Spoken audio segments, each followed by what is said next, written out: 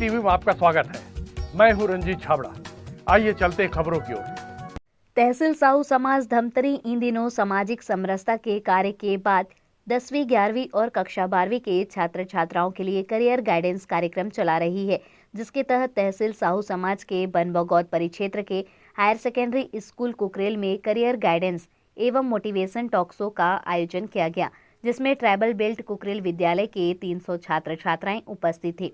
इस अवसर पर मुख्य अतिथि के रूप में जिला शिक्षा अधिकारी ब्रिजेश बाजपेयी, साहू समाज के जिला अध्यक्ष अवनेंद्र साहू, साहू समाज के अध्यक्ष गोपाल साहू ने शुभारंभ के अवसर पर मां सरस्वती और माता कर्मा के छायाचित्र में माल्यार्पण कर दीप प्रज्वलित किया। स्वागत भाषण में तहसील साहू समाज द्वारा चलाई जा रही रचनात्मक कार्यों व सामाजिक गतिविधियों के बारे में बताया गया। वहीं मुख्य अतिथि ब्रिजेश बाजपेयी ने साहू समाज के पदाधिकारियों के करियर गाइडेंस और मोटिवेशन कार्यक्रम कराने की बधाई देते हुए छात्र छात्राओं को कहा कि यही आप लोगों की सही उम्र है। यही उम्र होती है जिसमें आप तय करते हैं कि आप क्या बनना चाहते हो, आप क्या करना चाहते हो, आपको आगे क्या करना होगा। यही उम्र होती है जिसमें आप तय करते हैं कि आपके करियर में आगे क्या करना है। मोटिवेशन स्पीकर राकेश झंवर ने ट्राइबल क्षेत्र के छात्र छात्राओं को पूछा कि आप क्या बनना चाहते हैं, कौन सी फील्ड में जाना चाहते हैं, जिसके बाद छात्र छात्राओं ने IAS, IPS, doctor, engineer, air force, वैज्ञानिक, प्रोफेसर, चार्टेड अकाउंटेंट, वकील और कई छात्रों ने बिजनेस, सफल कृषक, समाज सेवा और राजनीतिक में अपनी विषय और रुचि के बारे में बताया। मोटिवेशन स्पीकर राकेश झंवर ने छात्र छात्राओं को करियर के चुनाव के लिए तैयारी के संबंध में जानकारी प्रदान की गई। वहीं छोटे छोटे उदाहरणों के जरिए उनके शंका समाधान के साथ ही प्रोत्साहित किया गया। इस अवसर पर ग्राम पंचायत कुकरेल की सरपंच ध्रुव, प्राचार्य, जनपद सदस्य मानिक साहू, मेवालाल साहू, नंझरुका साहू, भारत साहू, नारद साहू, पुरुषोत्तम साहू, मस्तराम साहू, अशोक साहू, यशवंत साहू, धनुष साहू, हिमेश्वरी साहू, मीडिया प्रभारी माधवेन हिरवानी, नीरज साहू सहित समाजजन बड़ी संख्या में उपस्थित थे।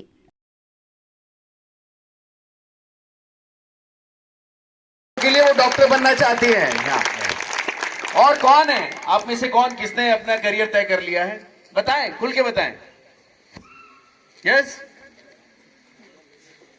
एक माइक लेके इस तरफ भी आ जाएं। क्या नाम आपका?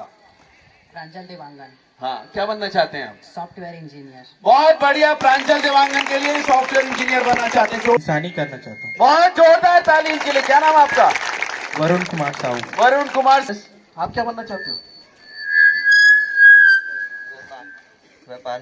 व्यापार करना चाहते हैं। क्या नाम आपका? विधान साहू। विधान साहू के लिए जोरदार तालियां। किसान बनना चाहते हैं, जोरदार ताली इनके लिए। और कौन क्या बनना चाहता है? आप चाहते हैं? क्या नाम आपका? वेद प्रकाश। जोरदार ताली आपकी। यस, आप क्या बनना चाहते हो? किसान। जोरदार ताली किसान बनने के लिए। इंजीनियर बनना चाहते। जोरदार ताली इनके लिए। यस, आप? डॉक्टर। डॉक्टर बनना चाहती हैं। जोरदार ताली इनके लिए। यस, आप क्या बनना चाहती हैं? डॉक्टर। बहुत बढ़िया।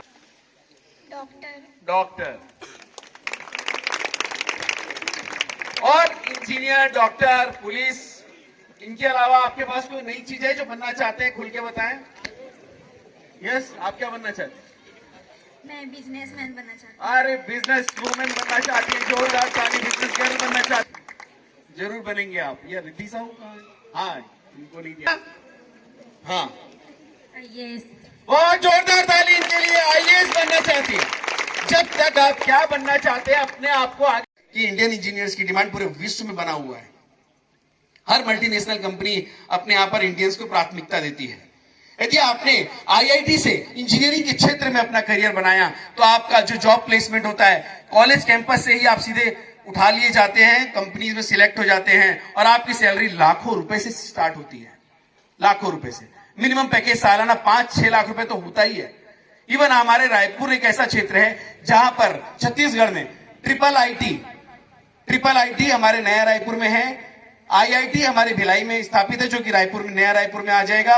और IIM, एम्स पूरे भारत में रायपुर ही एक ऐसा क्षेत्र है जहां पर ऑल इंडिया की इन सब महत्वपूर्ण जो एजुकेशनल कॉलेजेस हैं वो रायपुर में स्थापित हैं। हमें बहुत ज्यादा दूर जाने की जरूरत भी नहीं है, जिसमें छत्तीसगढ़ के निवासियों के लिए 50% का रिजर्वेशन होता है, 15% डायरेक्ट होता है और बाकी स्टेट गवर्नमेंट के थ्रू होता है। 15% रिजर्वेशन छत्तीसगढ़ में रहने वालों को प्राथमिकता के तौर पे इस नेशनल कॉलेज में आपको एडमिशन मिल जाता है, बाकी आपको स्टेट गवर्नमेंट के थ्रू मिलता है। इसलिए 50% छत्तीसगढ़ एडमिशन वहां पर कंफर्म रहता है। तो जेई फाइट आप ऐसे कर सकते हैं। और कोई बच्चा इंजीनियरिंग के क्षेत्र में रखता हो विशेष तो वो मुझसे मिल सकता है। और आपने अपना और कौन जीतेंगे हम, जीतेंगे हम। और कौन सी फील्ड के बारे में आप जानना चाहते हैं मुझसे पूछ सकते हैं, बताएं आप क्या बनना चाहती है? सोचा नहीं आपने? सोच लीजिए, अभी भी समय गया नहीं है, आपके हाथ में है। अभी भी समय आपके हाथ में है, आप क्या बनना चाहते हैं। आप पूछिए मुझसे जिस फील्ड के बारे में। आप जैसे एक बच्चे ने भी मुझे बताया था कि मुझे एग्रीकल्चर की फील्ड में जाना है। यस, कौन है जो किसानी करना चाहता है? एग्रीकल्चर की फील्ड में। यस, आपको मालूम है एग्रीकल्चर के लिए जाने के लिए आप कौन सा एग्जाम देंगे? हाँ, एग्जाम देना पड़ता है। कौन सा एग्जाम देना पड़ता है? परसेंटेज में दिया जाता है उसको। ओके, परसेंटेज में दिया। मैं आपको बताता हूं, यदि आपको बैठ जाइए। वैसे कृषि महाविद्यालय हमारे धमतरी में भी उपलब्ध है, छत्तीसगढ़ में भी बहुत सारे हैं, लेकिन आप अंतरराष्ट्रीय स्तर के कृषि विद्यालय में एडमिशन लेना चाहते हैं तो आपको icar.org.in में जाकर अपने आप को रजिस्ट्रेशन कराना है। और 12th के बाद आप वहां पर जो एग्जाम देंगे, आप नोट कर लीजिएगा, थोड़ी देर बाद मुझसे मिलके icar.org.in में आप उसमें यदि एडमिशन लेते हैं तो आप एग्रीकल्चर की पूरे इंडिया में जो टॉप मोस्ट कॉलेज है, जो कि अंतरराष्ट्रीय स्तर पर भारतीय कृषि को कैसे भी आगे बढ़ाया जाए, जिसमें कि डेयरी मैनेजमेंट भी होता है, जिसमें फूड टेक्नोलॉजी भी होता है, जो कि आने वाले दिनों का सबसे अच्छा क्षेत्र होने वाला है, उस क्षेत्र में आप अपना करियर बना सकते हैं, जिसमें आपको ऑल इंडिया लेवल की कॉलेज मिलती है। छत्तीसगढ़ के कॉलेजेस में यदि आपको एडमिशन लेना है तो आपको देना पड़ता है प्री एग्रीकल्चर टेस्ट। छत्तीसगढ़ में यदि कॉलेज में आपको एडमिशन लेना है एग्रीकल्चर में तो पीएटी देना पड़ता है। लेकिन आपको यदि ऑल इंडिया में एडमिशन लेना है तो AIEEA ये एग्जाम आपको फाइट करनी पड़ती है। तो आप icar.org.in में जाके अपने आप को रजिस्ट्रेशन कर लें। एग्रीकल्चर एक बहुत बड़ा क्षेत्र है। दुखद बात तो यह है कि हम गांव में रह रहे हैं और हमने देखा है कि अपने आसपास कि यह सबसे बड़ा क्षेत्र पूरे भारत का 80% क्षेत्र जो कि पूरे एग्रीकल्चर पे डिपेंड करता है। वर्तमान में मैं व्यापार में हूं और पूरा विश्व एक मंदी की दौर से गुजर रहा है। पिछले 10-12 वर्षों से एक अजीब सी मंदी चल रही है बाजार में, लेकिन क्या आपने भारत को पीछे जाते हुए देखा है? नहीं। उसका सबसे बड़ा कारण क्या है? हमारा जो बेस है वो एग्रीकल्चर का बेस है। हमारी पैदावार हम यहाँ स्वयं लेते हैं, जो एक्सपोर्ट भी करते हैं। हमारी पैदावार एक्सपोर्ट होती है, दूसरे देशों में जाती है। तो इतनी जल्दी से हम उस मंदी की दौर में नहीं जाने वाले हैं। भारत देश लंबे समय तक मंदी से कॉम्पीट कर सकता है, बहुत लंबे समय तक। क्यों? क्योंकि हम कृषि पे डिपेंडेंट हैं। अमेरिका का एक ऐसा गांव है जहां के बहुत ज्यादा जो किसान हैं, वहां पे उन्होंने पर्सनल अपना हवाई जहाज रखा हुआ है और सारी एग्रीकल्चर वो एक टेक्नोलॉजी में करते हैं। वहां पर जैसा हम अपने घर में मोटरसाइकिल रखते हैं ना, वैसा हर घर में एक छोटा सा प्लेन है। उनको कहीं भी जाना है अमेरिका में घूमने के लिए, अपने गैराज से प्लेन निकालते हैं, जैसे हम मोटरसाइकिल निकालते हैं वैसे वो उड़ा के चले जाते हैं। सर्च करिएगा, यदि आप इंटरनेट सर्चिंग करते हैं, आपके स्कूल में सुविधा है कि अमेरिका का ऐसा कौन सा काम है और वो ऐसी कौन सी एग्रीकल्चर कैसी फसल लेते हैं, तो आपको सारी चीजें दिख जाएगी। बहुत धनाढ्य गांव है वो। जो स्कोप हमारे एग्रीकल्चर में है वह शायद और दूसरे है, हर क्षेत्र में स्कोप है, लेकिन यदि आपके पास जो आपका बेस है उसमें ही आपको ये एक बहुत अच्छा करियर ऑप्शन है। कृषि के क्षेत्र में जाने के लिए वर्तमान में बड़े शहरों के जो लोग होते हैं, जो बड़े शहर में काम करते हैं, आजकल पैसे कमाने की होड़ ऐसी हो गई है। जीतेंगे हम, पैसे कमाने की होड़ इतनी हो गई है कि आजकल जब बड़े शहर में जो लोग जॉब में जाते हैं, बड़ी मल्टीनेशनल कंपनियों में काम करते हैं, वह सुबह से शाम तक काम करते हैं, तो उनको खाने पीने के लिए वो अपना ध्यान स्वयं नहीं रख पाते हैं। तो किस पे डिपेंडेंट है टोटली? वो रेस्टोरेंट्स, होटल्स, उस पे डिपेंडेंट है, क्योंकि उनकी अच्छी सैलरी होती है और एक अच्छा खासा सैलरी वो अपने खाने पीने में उड़ा देते हैं, लगा देते हैं। तो ऐसा ही क्षेत्र है फूड इंडस्ट्रीज। जैसा कि आप हमारे धमतरी परिक्षेत्र में या छत्तीसगढ़ को देखें तो हमारे पास राइस मिलें बहुत ज्यादा है, वो फूड इंडस्ट्री है, क्योंकि हमारे यहाँ पैदावार धान की होती है तो राइस मिलें हैं। तो वैसे ही पैकेज्ड फूड का एक बहुत बड़ा स्कोप हमारे इंडिया में है, पूरे इंडिया में नहीं पूरे विश्व में। और जब कोविड का पीरियड चल रहा था, जब लोगों को बहुत सारी चीजों की जरूरत थी, तो आपने देखा होगा कि दो ही फील्ड सबसे ज्यादा चल रहे थे, एक मेडिकल इंडस्ट्री और दूसरी फूड इंडस्ट्री। जब सारे लोग अपना काम वाम बंद करके बैठे हुए थे तो दो इंडस्ट्री पूरे बूम में थी, एक जो मेडिकल के क्षेत्र में कार्य कर रहे थे और एक वो जो फूड टेक्नोलॉजी फूड के क्षेत्र में काम कर रहे थे। ये दोनों इंडस्ट्री रात और दिन चली और पूरे भारतवर्ष में नहीं पूरे विश्व में अपनी सप्लाई बना के रखी। तो जो बड़े शहरों में रहते हैं तो उन्हें डब्बा बंद या पैकेज फूड खाने की आदत पड़ जाती है जब वो ऐसी कंपनियों में काम करते हैं। तो उसमें एक बहुत बड़ा स्कोप है कि आप ऐसे क्षेत्र में जा सकते हैं। एग्रीकल्चर के क्षेत्र में आप जब पढ़ाई करते हैं तो उसमें एक कोर्स होता है फूड टेक्नोलॉजिस्ट का। हर फूड कंपनियां अपने यहां पर एक फूड टेक्नोलॉजिस्ट रखती है। और सबसे अच्छी बात यह है कि पूरे विश्व में भारतीय फूड टेक्नोलॉजिस्ट और जो ब्रिटेन के फूड टेक्नोलॉजिस्ट होते हैं, इनकी डिमांड पूरे विश्व में इतनी ज्यादा रहती है कि उनकी सैलरी लाखों और करोड़ों में आती है। एक फूड टेक्नोलॉजिस्ट यदि आपने पढ़ाई कर ली, एक साधारण कॉलेज से करेंगे तो भी आपको साल का 5 लाख 10 लाख रुपए तो इजीली सैलरी मिल जाएगा एक साधारण से आपको छोटी मोटी इंडस्ट्री में काम करने के लिए। लेकिन इसमें इतनी संभावनाएं हैं कि एज ए फूड टेक्नोलॉजिस्ट आप पूरे विश्व पटल पर अपने आप को प्रेजेंट कर सकते हैं। जहां पे इंडियन ब्रेन्स की डिमांड बहुत ज्यादा होती है, उस क्षेत्र में आप अपना करियर बना सकते हैं। वैसा ही होता है प्रोडक्ट डेवलपमेंट। मैं आपको कुछ नई जानकारी इसलिए देना चाह रहा हूं, अभी तक आपने कॉमन जानकारी रखी हुई है कि मुझे इंजीनियर बनना है, डॉक्टर बनना है, जीतेंगे हम। प्रोडक्ट डिजाइनर, आपको मालूम है प्रोडक्ट डिजाइनर क्या होता है? आपको मालूम है? जब भी कोई प्रोडक्ट मार्केट में आता है तो उसे डिजाइन किया जाता है। जैसे कि ये बोतल है, अब इस बोतल को भी किसी ने डिजाइन किया है। अब इस बोतल की खासियत क्या है? किसी ने तो इसको डिजाइन किया है, इस प्रोडक्ट को डिजाइन करने में। अब इसकी बात है, इसमें गर्म पानी है, इसमें गर्म पानी है, ये मेरा फ्यूल है इसलिए मैं साथ में लेके चल। अब इसकी खास बात यह है कि अब इसमें ऊपर टैप करूंगा, इसमें टेम्परेचर दिखा देगा कि अभी 41 डिग्री में पानी इसके अंदर है, 41 डिग्री में है। मैं 30 डिग्री से ऊपर का पानी पीता हूं, गर्म पानी पीता हूं, गुनगुना पानी पीता हूं। तो ये क्या है? एक प्रोडक्ट है। इसको डिजाइन किसने किया है? किसी प्रोडक्ट डिजाइनर ने। तो प्रोडक्ट डिजाइनर के क्षेत्र में अपार संभावनाएं हैं कि जब भी कोई नया प्रोडक्ट बनता है या नया प्रोडक्ट बनाना है, उसकी डिजाइनिंग कैसे करनी है, उसमें क्या क्या चीज होना चाहिए, ये प्रोडक्ट डिजाइनिंग का एक आता है। आप उस क्षेत्र में भी अपना करियर बना सकते हैं। कौन सा क्षेत्र बताया मैंने? Product designer. क्या आपको इसके बारे में मालूम था? नहीं। ऐसे ही लगभग 5000 से ज्यादा करियर ऑप्शन आपके पास हैं। 5000 से ज्यादा जो नई नई फील्ड्स आपके पास आते हैं, वहां पर अपना करियर ऑप्शन आप बना सकते हैं। अब प्रोडक्ट डिजाइनर बनने के लिए क्या आपको बहुत ज्यादा पढ़ना पड़ेगा? नहीं। इसमें आपकी क्रिएटिविटी काम आती है। आप कितने क्रिएटिव हैं, आप कितनी अच्छी डिजाइनिंग के क्षेत्र में आगे बढ़ सकते हैं, उस क्षेत्र में आप आगे बढ़ सकते हैं। माना आप में कुछ लोग ऐसे होंगे जो एकेडमिक रूप से कमजोर होंगे, जो पढ़ने में जिनका मन नहीं लगता। ऐसे कितने लोग हैं जो पढ़ना नहीं चाहते, पढ़ने में मन नहीं लगता? कोई टीचर्स नहीं देख रहे? यस, हाथ खड़े करिए। अरे मत डरिए, अभी आपके कोई टीचर आपको नहीं देखेंगे, वो आपको नया सजेस्ट करेंगे कि यदि आपका पढ़ने में मन नहीं लगता तो आपको पढ़ाना कैसे है। ऐसी टेक्नोलॉजी भी आपके बीच है। टीचर्स का दबदबा है। कहां बैठे हैं सब टीचर्स? देखिए, आपको आपको टीचर का चेहरा दिख रहा है क्या? नहीं, तो भी आपको नहीं देख रहे हैं। बिंदास बताएं। आपको लगता है ना कुछ ऐसा सब्जेक्ट भी है ना जो आपको बड़ा बोर लगता है? लगता है कि नहीं? मन में आके अटक जा रहा है, जुबान तक नहीं आ रही है, हलक में अटक गया है। ऐसा कौन सा सब्जेक्ट है जो आपको बोर करता है?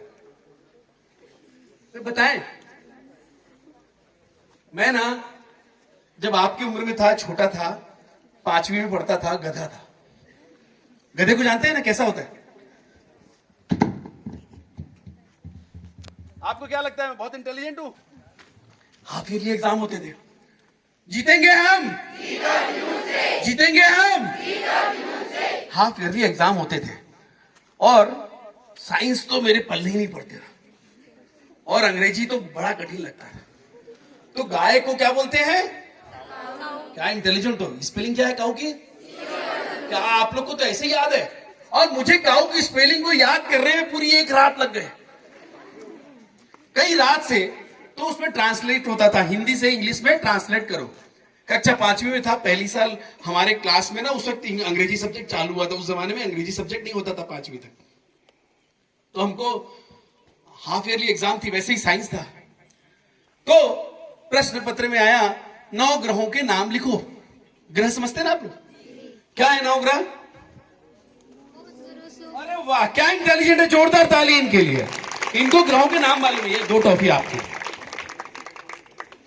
अरे हंस रहे हो, ग्रह बताने में उनको टॉफी दे दिया। अरे उन्होंने बताया, मुझे तो वो भी नहीं मालूम था। एग्जाम का टाइम था, प्रश्न पत्र में आया 9 ग्रहों के नाम लिखो। तो मैंने लिखा शेर, गधा, घोड़ा, चीता, गधा, बिल्ली, कुत्ता, जो भी लिख दिया मैंने, XYZ लिख दिया। हो गया एग्जाम। वैसे ही अंग्रेजी का प्रश्न पत्र आया, गाय घास खाती है। रात भर रट रट के गया था। गाय को क्या बोलते हैं? काऊ की स्पेलिंग? बहुत इंटेलिजेंट हो आप लोग। खाना को क्या बोलते हैं? ईट की स्पेलिंग? मेरे को याद ही नहीं हो रहा था, आप लोग को इतना अच्छा याद है। आपके टीचर्स बहुत अच्छे हैं, जोरदार ताली आपके टीचर्स के लिए जो आपको अच्छे से पढ़ाते हैं। घास को क्या बोलते हैं? ओके, घास की स्पेलिंग भी आपको आती होगी।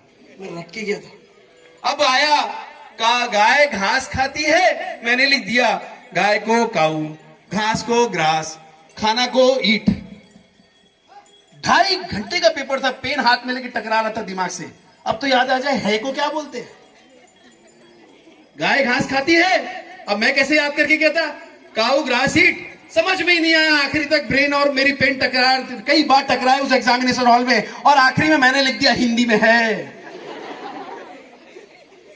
अरे लिखा तो लिखा, मैं लिख के आ गया। और हमारे टीचर्स भी बहुत intelligent, extraordinary intelligent. Half yearly का एग्जाम था, पेपर चेक कहां करते थे? क्लासरूम में।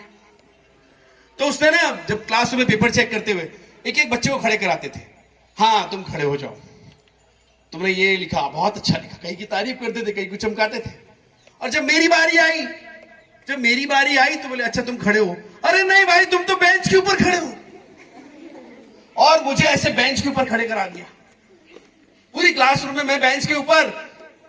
अब बोले आपने 9 ग्रहों के नाम में क्या क्या लिखा है? पहले किसी एक इंटेलिजेंट बच्चे को पढ़ा, बेटे 9 ग्रह के नाम बताओ। उसने बता दिया। अब बोले आपने लिखा है शेर, गधा। पूरी क्लास मेरे पे हंस रही थी। वैसे ही मेरे अंग्रेजी सब्जेक्ट को खोला, गाय घास खाती है। पूरी क्लास क्या कर रही थी? अब सोचो, एक क्लासरूम में यदि 50 बच्चे, अब वो सब हंस रहे हो तो मैं क्या करूंगा? हाँ, मैं बेंच पे खड़ा था, मैं भी हंस रहा था मुंडी झुका के। कितने लोग को हंसता देख के मैं क्या रोऊं?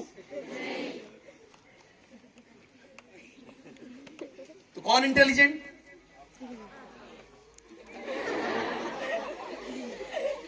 जीतेंगे हम। यह मायने नहीं रखता है आपको कि आप वर्तमान में, हो सकता है एकेडमिक में आपका कोई सब्जेक्ट कमजोर है, आपको इंटरेस्ट नहीं आ रहा है, लेकिन अभी भी देर नहीं हुई है। आपको जो सब्जेक्ट आपको अच्छा नहीं लगता, उसके पढ़ने का तरीका अलग हो सकता है, उसको समझने का तरीका अलग हो सकता है, और आप उस क्षेत्र में अपना करियर बना सकते हैं। या आपके पास वो सब्जेक्ट में पसंद नहीं है तो उसे आप पासिंग तरीके से पढ़ें, लेकिन बाकी सब्जेक्ट में जिसमें आपका इंटरेस्ट आता है उस फील्ड में आप आगे, उसको कैसे फाइंड आउट करना है उसके बारे में हम आपसे डिस्कस करूंगा। गाय घास, काऊ ग्रास ईट। नंदू कितने साल का था? आपको भी जाना है? नहीं जाना है? तो यार बताओ ना। हाँ, थोड़ा उसके बारे में डिटेल बताओ ना। Union public service commission. बहुत बढ़िया, जोरदार ताली इनके लिए। यूपीएससी एग्जाम करने के बाद इंटरव्यू होता है। हाँ। उसके बाद ट्रेनिंग जाते हैं, जो मतलब आसना जाते हैं, वहाँ जाकर ट्रेनिंग करके आते हैं। तो हाँ, बताओ जो पता है वो बताओ। उसके बाद जो आईएएस बनते हैं वो काम करते हैं। बहुत बढ़िया, आपके लिए 4 टॉफी। सबसे पहली बात है कि मुझे वो नॉलेज लेना है ना, मैं कहां पर हूं, मुझे उस चीज का, आपको अधूरा नॉलेज होगा चल जाएगा, आप उसमें प्रयास तो किया आपने लेने का। कि आपको यूपीएससी फाइट करना पड़ता है, आईएएस फाइट करने के लिए आपको सबसे पहले आपको 12th पास करना होगा, ग्रेजुएशन करना होगा, उसकी मिनिमम एलिजिबिलिटी ये होती है। उसके बाद आप यूपीएससी फाइट करेंगे। बहुत सारे कोचिंग्स होते हैं, बहुत सारे सब्जेक्ट में आईएएस आप कर सकते हैं कि मुझे कौन सा सब्जेक्ट में आईएएस करना है, उसमें बहुत अलग अलग डिपार्टमेंट्स होते हैं। लगभग भारत में हर साल 110 आईएएस क्वालिफाई करते हैं जो आईएएस में जाते हैं। बाकी आईआरएस और आईएफएस अलग अलग उसमें कैटेगरीज में जैसे जैसे मार्क्स आते हैं, आईपीएस उसमें वो डाइवर्ट होकर उनके करियर ऑप्शंस में चले जाते हैं। लेकिन ऐसा कहीं नहीं है कि मैं नहीं कर सकती या मैं नहीं कर सकती। और आपको ऐसा लगता है कि मैं अभी बिलो एवरेज स्टूडेंट हूं, मैं सामान्य स्टूडेंट हूं और मैं क्या ये जो उम्र है, मतलब 9 से 12th वाली, यही एक उम्र रहती है जब आप क्या बनना चाहते हो, किस दिशा में जाना चाहते हो, आपका आगे क्या होने वाला है। यही जो उम्र है ये तय करती है कि आप किस दिशा में जाओगे। और यदि आपको इतना अच्छा मौका मिला है कि आपको हर प्रकार के कैरियर के बारे में गाइडेंस दिया जा रहा है, इसको आप लोग नोट भी करो। क्या है, जैसे अभी सर बता रहे थे, कई सारी वेबसाइट का नाम और एड्रेस, तो उसको नोट भी करना, नहीं तो अभी यहाँ से जाओगे फिर भूल जाओगे। इसको नोट भी कर लो। और जो यहाँ पे कोई टीचर बैठे होंगे, आप लोग भी इसको नोट करवा लो, ठीक है। जिससे क्या है कि बाद में भी आप लोगों को वो पता चलेगा कि हमें किस दिशा में जाना है, किस फील्ड में जाना है, तो उसके लिए हम कौन सा एग्जाम दें। कभी भी जब आप कोई भी काम करते हो तो उसके लिए सबसे ज़रूरी चीज़ है वो है आपका जो माइंड सेट है, वो कैसा है, किस दिशा में है, आप कितना उस बारे में सोचते हो और कैसे प्लान बनाते हो। कोई भी काम है, जब अपन उस काम को करते हैं तो सबसे पहले उसके लिए कोई ना कोई एक प्लानिंग बनाना पड़ता है। आप सुबह स्कूल आते हो तो सोचते होगे ना कि सबसे पहले तैयार होना है, कंघी करना है, फिर आपका जो ड्रेस है वो पहनना है, आज कौन कौन सा विषय पढ़ाया जाना है वो वाला किताब को रखना है, और फिर आप स्कूल आते हो। तो वैसे ही हमको जिस दिशा में आगे बढ़ना है उसके लिए आपको एक प्लानिंग बनाना पड़ेगा, प्रॉपर उसके लिए गाइडेंस का ज़रूरत रहेगा। तो वो प्रॉपर गाइडेंस और प्लानिंग